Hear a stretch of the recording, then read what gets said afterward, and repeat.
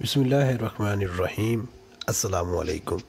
امید کرتا ہوں سارے دوست خیر و عافیت سے ہوں گے۔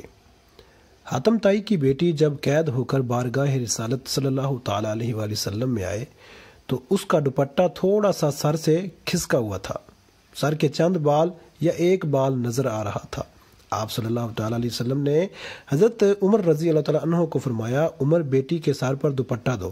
حضرت عمر رضی اللہ تعالیٰ عنہ نے کہا، یا رسول اللہ صلی اللہ تعالیٰ علیہ وسلم، کافر کی بیٹی ہے۔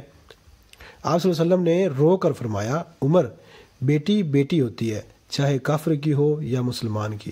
پھر آپ صلی اللہ علیہ وسلم نے اپنی جگہ سے اٹھ کھڑے ہوئے اور چادر اٹھا کر بچی کے سر پر رکھی اور فرمایا، بیٹا، میرے صحابہ آپ کو قید کر کے لائے ہیں، میرے پاس رہنا چاہو تو رہو، واپس جانا چاہو تو جا سکتی ہو۔ وہ لڑکی کہتی ہے، میں واپس جانا چاہتی ہوں۔ آپ صلی اللہ تعالیٰ علیہ وسلم پر میرے ماں باپ بھی قربان۔ آپ صلی اللہ علیہ وسلم نے صحابہ کی ڈیوٹی لگائی۔ 2 دن اور 2 راتوں کے بعد آپ صلی اللہ علیہ وسلم کے پاس اصحاب دروازے پر پہنچے اور کھٹکھٹایا۔ اندر سے عتیق بن حاتم یعنی حاتم کا بیٹا باہر آیا۔ جب بہن کو غیر محرم صحابہ کے ساتھ دیکھا تو غصے میں آ گیا۔ پہلا سوال بہن سے پوچھا کہ مسلمانوں کا نبی کیسا ہے؟ بھاگ کر آگے ہوئی، بھائی کے منہ پر ہاتھ رکھ کر کہتی ہے، بھائی، غلط لفظ سے نہ نکالنا، میرا باپ بھی میری عزت کی حفاظت نہیں کر سکتا جو محمد عربی صلی اللہ تعالیٰ علیہ وسلم نے کی ہے۔ اس نے پوچھا، ان صحابہ کا کردار کیسا ہے؟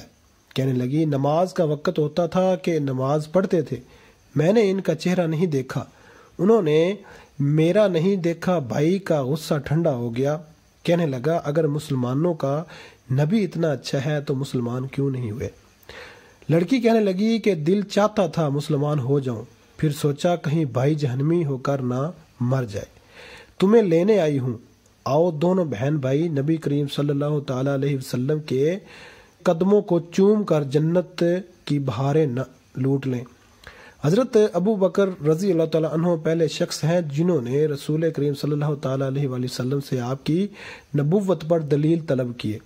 اس کی وجہ یہ ہے کہ حضرت ابو بکر رضی اللہ تعالیٰ عنہ تجارت کے سلسلے میں یمن میں تھے اور آپ کے عدم موجودگی میں حضرت نبی کریم صلی اللہ تعالیٰ علیہ وآلہ وسلم کو نبی بنایا گیا، اور حضرت ابو بکر رضی اللہ تعالیٰ عنہ اپنے ساتھیوں کے ساتھ راستے میں ایک مقام پر ٹھہرے جہاں یمن کا ایک راہب تھا۔ راہب نے ان سے پوچھا، کیا تم میں کوئی خطیب ہے؟ انہوں نے کہا، ہاں، اور انہوں نے حضرت ابو بکر رضی اللہ تعالیٰ عنہ کی طرف اشارہ کیا۔ اس نے آپ کو اکیلے ہی اپنے پاس بلایا اور آپ سے کہنے لگا، تو کہاں سے آیا ہے؟ آپ نے کہا، مکہ سے۔ اس نے کہا، وہاں کوئی مدعی نبوت ظاہر ہوا ہے؟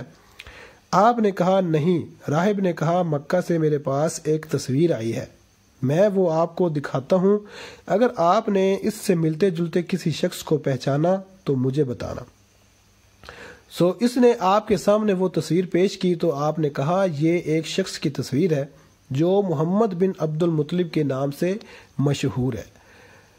نے کہا، یہی وہ نبی ہے جس کی دعوت دی گئی ہے، اور وہ خاتم الانبیاء ہے، یہ اپنے دشمنوں پر فتح پائے گا اور اس کا دین دیگر دیان پر غالب آئے گا۔ حضرت ابو بکر رضی اللہ تعالیٰ عنہ نے کہا، ہمیں تو اس کی یہ بات معلوم نہیں، اور نہ اس نے دعویٰ کیا ہے، اور نہ وہ علم میں مشہور ہے، اور نہ اچھا لکھ سکتا ہے، اور نہ اس نے یہود و نصارہ سے میل جول کیا ہے۔